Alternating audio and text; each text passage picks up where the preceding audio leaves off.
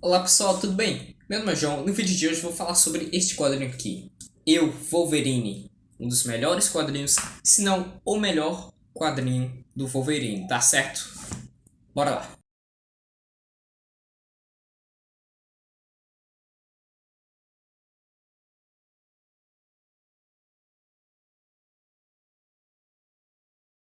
João, por que este quadrinho do Wolverine é tão bom? Por que você disse que é o melhor quadrinho do Wolverine? Primeiramente que eu não li muitos quadrinhos do Wolverine, então só o que eu tô me baseando é o que eu li até agora. Eu li, além desse, eu li esse daqui, ó. Da Salvat e li também o Velho Logan. Dentre os que eu li, esse aqui é com certeza o melhor. Eu vou falar para vocês por quê. Primeiramente, que é um clássico, pessoal. Se você for em listas 10 maiores clássicos do Wolverine, maiores clássicos do Frank Miller, melhores histórias do Wolverine, com certeza eu, Wolverine, vai estar figurando lá essa lista. E antes de explicar os motivos de por que eu acho essa história tão boa, vamos para uma breve sinopse, tá certo? Bem, o Wolverine, ele é apaixonado em uma mulher chamada Mariko. Ele conheceu ela em uma edição dos X-Men e é uma japonesa. Ele é uma japonesa de uma família nobre. Ele se apaixonou pela mulher, como eu já disse, e começou a mandar cartas para ela. Em um momento, todas as cartas ele recebe de volta, ou seja, não chegaram até a Mariko. Então ele vai até o Japão para resolver esse problema e perguntar para o próprio Mariko por que, que ela não recebeu essas cartas.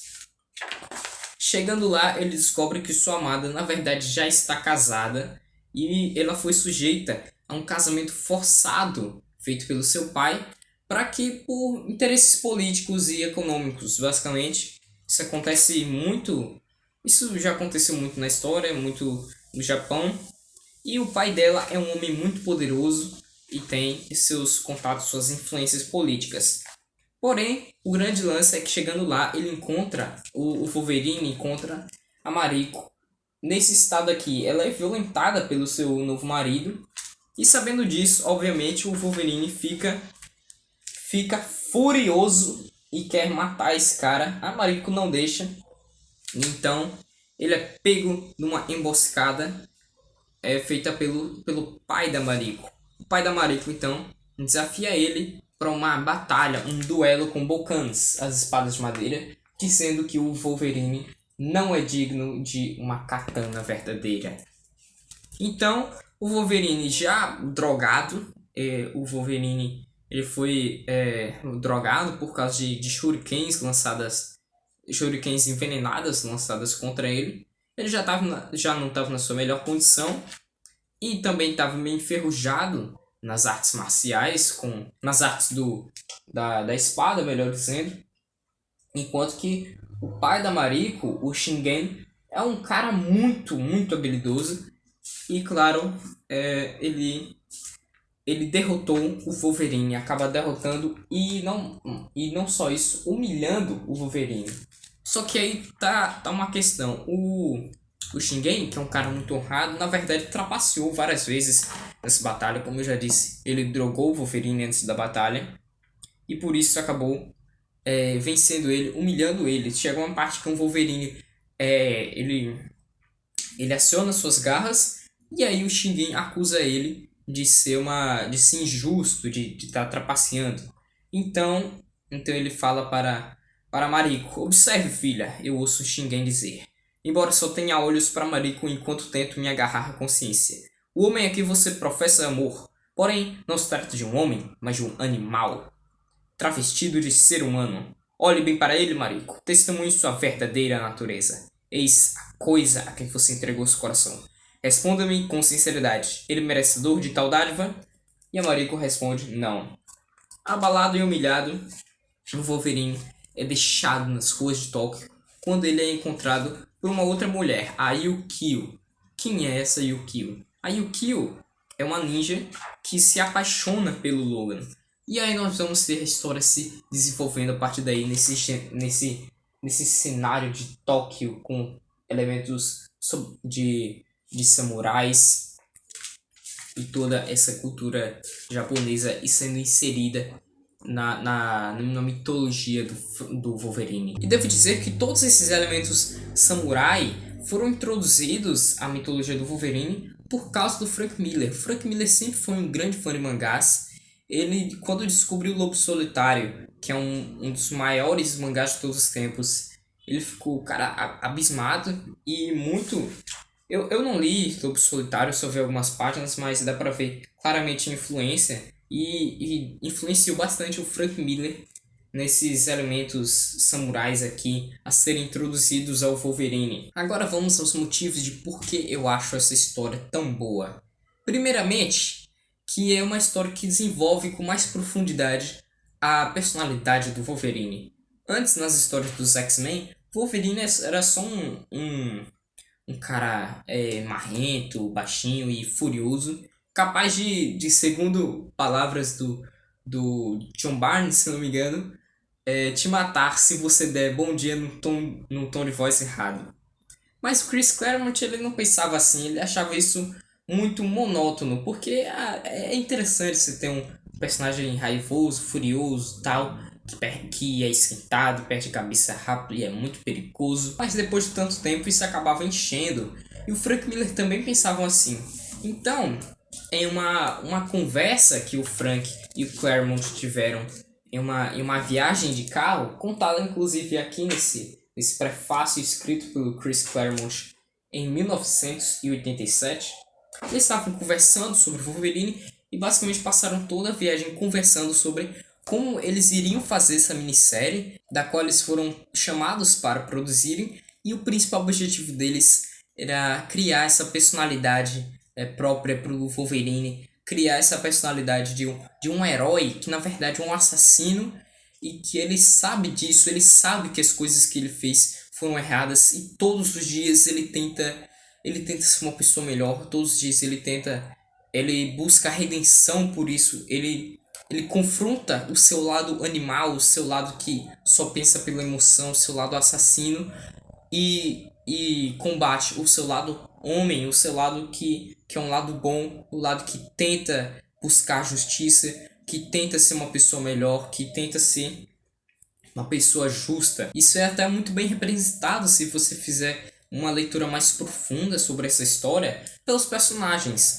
Você tem o Wolverine no centro, claro, mas também tem os outros três personagens principais da trama, a Yukio, a Mariko e o Shingen, são facetas do Wolverine.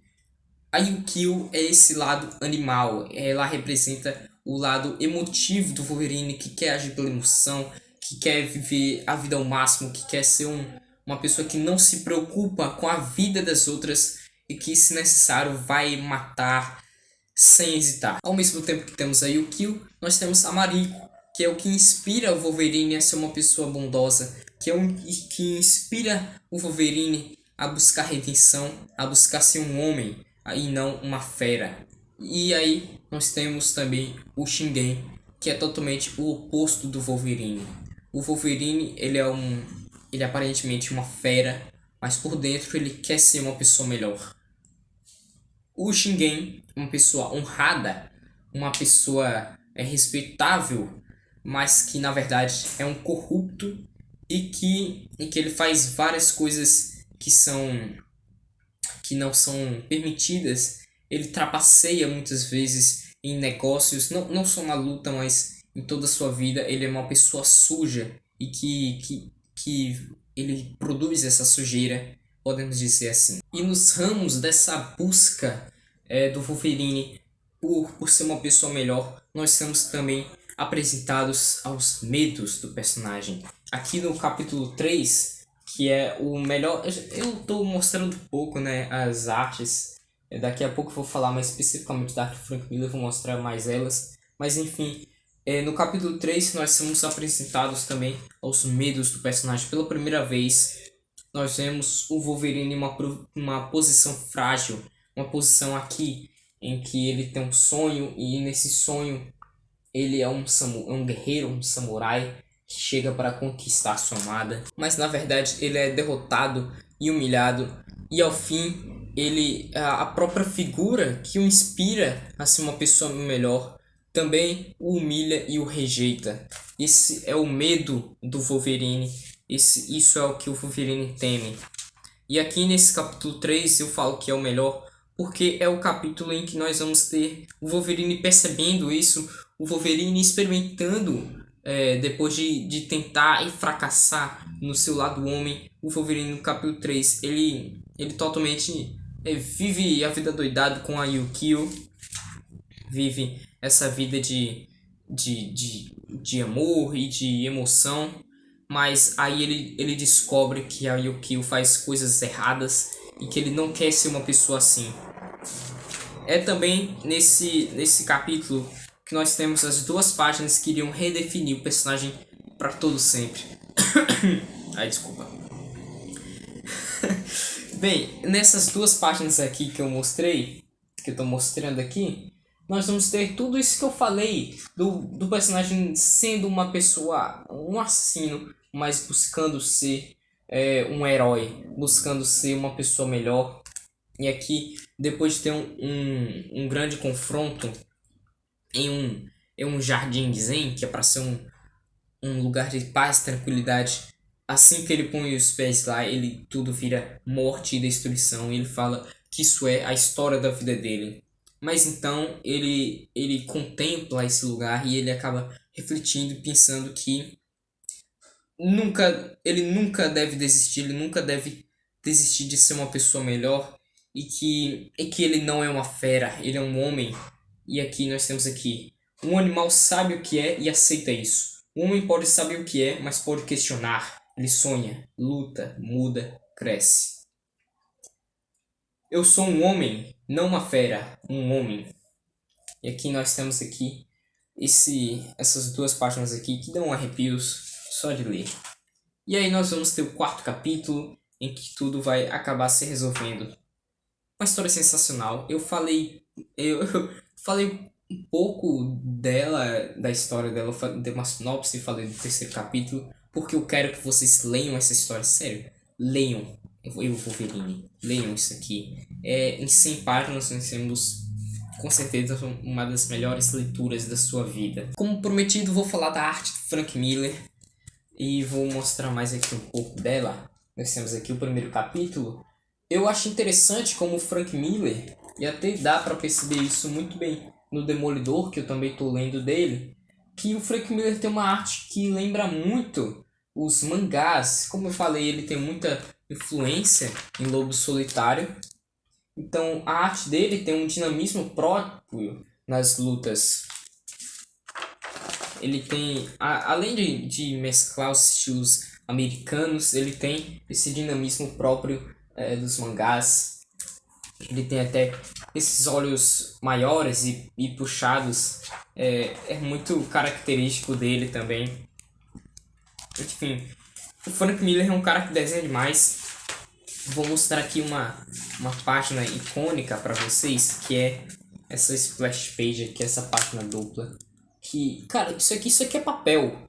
E olha a movimentação que tem nesse papelzinho aqui. Isso é incrível. E me diz se isso não é coisa de gênio aqui. Todos os elementos que dão movimento à cena. Além de que, se você perceber bem, já na capa, o Frank Miller ele já dá uma mudança visual baseado na cultura japonesa. Ele coloca aqui as garras do Wolverine, que antes eram representadas como se fossem mais finas. Aqui eles representam como se fossem katanas, lâminas de katanas. Eu acho isso muito bacana também. O vídeo já está ficando muito longo, então eu vou comentar logo que após o término da história ainda tem a Uncanny X-Men 172 e 173, que serve de continuação para essa história. Não vou dizer dar muitos detalhes, mas é uma história que é bem diferente, obviamente bem diferente dessa minissérie que tem toda uma parada mais expressionista e tal. E aí é mais uma história de super-heróis. É legal, eu gostei dessa história. Inclusive nessa Uncanny X-Men aqui 173, nós temos um combate com vários vilões, né? Mas também tem a Tempestade com aquele estilo punk dela. Aqui, ó. Deixa eu chegar a página que mostra isso. Aqui, ó, a Tempestade. Enfim, que encadernado bacana. É uma história que foi republicada pela última vez em 2014 ou 2015, eu acho, pela Salvat. Eu não recomendo vocês comprarem a edição da Salvat porque só traz a minissérie, não traz essa continuação na Uncanny X-Men. Então é melhor vocês procurarem por esse encadernado da Panini. Ou então na republicação. Essa história vai ser republicada agora em maio, se eu não me engano, no encadernado Universo Marvel por Frank Miller, eu acho que é isso. E aí depois, alguns meses depois, o Leonardo Ravera já disse que vai republicar um encadernado próprio para só a minissérie do Eu Wolverine. Então, essa é minha indicação. Não vou nem dizer os jabás porque esse vídeo já está muito longo. Só leiam Eu Wolverine, que é uma obra-prima, uma obra de arte da Nona Arte. Muito obrigado e até a próxima. Tchau.